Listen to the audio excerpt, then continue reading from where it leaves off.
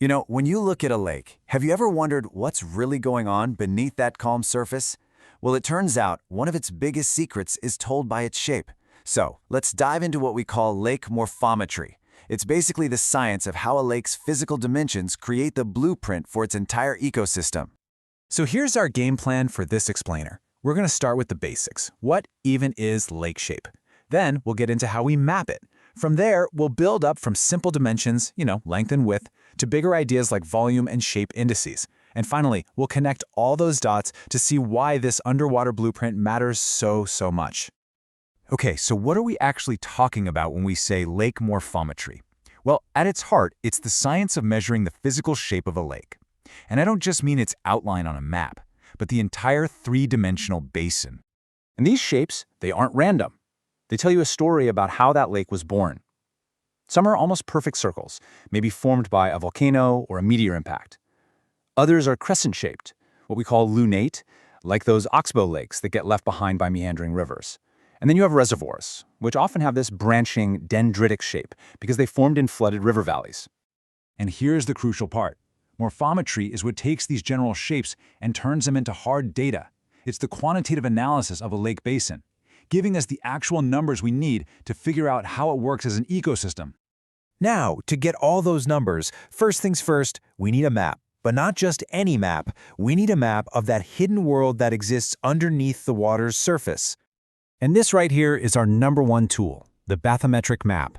The easiest way to think about it is like a topographic map, but for the bottom of a lake. Each one of those lines, called a depth contour or an isobath, connects points that are at the exact same depth. This map is the foundation. It's the document where pretty much all other morphometric calculations come from. So once we have this amazing blueprint, we can start pulling out some really basic, yet incredibly powerful measurements. Now, what's so cool about this is how these simple lines can predict a lake's behavior. Take maximum length. That's just the straightest line you can draw between the two farthest points. But it's not just a distance. It helps control how big the waves can get. This is directly related to something called fetch, which is the total uninterrupted distance the wind can blow across the water. A longer fetch is like a longer runway for the wind. It transfers more energy to the water, which means bigger, more powerful waves that can mix the water deeper and even erode the shoreline. All right, so we've gone from those basic lines, and now we can kind of zoom out to quantify the entire basin, its depth, its surface, and the total amount of water it's holding. It's really important to distinguish between maximum depth, or Zmax, and mean depth. Maximum depth is just that one single point, the deepest spot you can find. But mean depth gives us a much better feel for the lake's overall character. You calculate it by taking the total volume and dividing it by the surface area. And this really matters because, as a general rule, shallower lakes tend to be more biologically productive. There's this old saying in environmental science, the solution to pollution is dilution. And that really gets at the importance of a lake's surface area. The larger the surface area, the more water volume a lake usually has to dilute anything coming into it, whether that's nutrients running off a farm or contaminants from a spill. So how do we actually find that total volume? Well, we go right back to our bathymetric map. What we do essentially is calculate the area that's inside each of those depth contour lines. Then, using a specific formula, we digitally stack those layers, like a stack of pancakes, to calculate the total volume of the whole basin. We can visualize all this data with something called a hypsographic curve.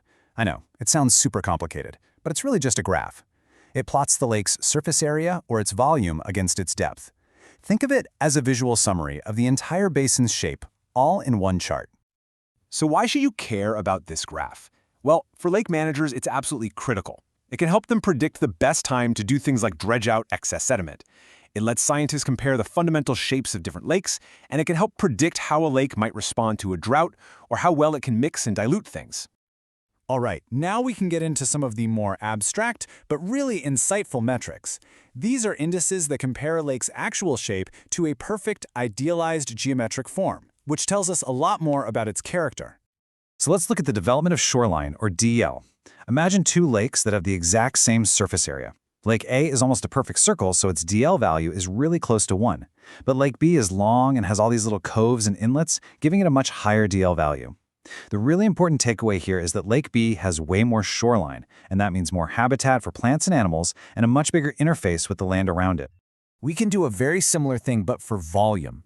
The development of volume, or DV, compares the lake shape to a perfect cone. Most typical lakes have a DV around 1.3, but if you see a value over 1.5, that suggests a U-shaped basin with super steep sides, the kind you'd see in fjords or caldera lakes.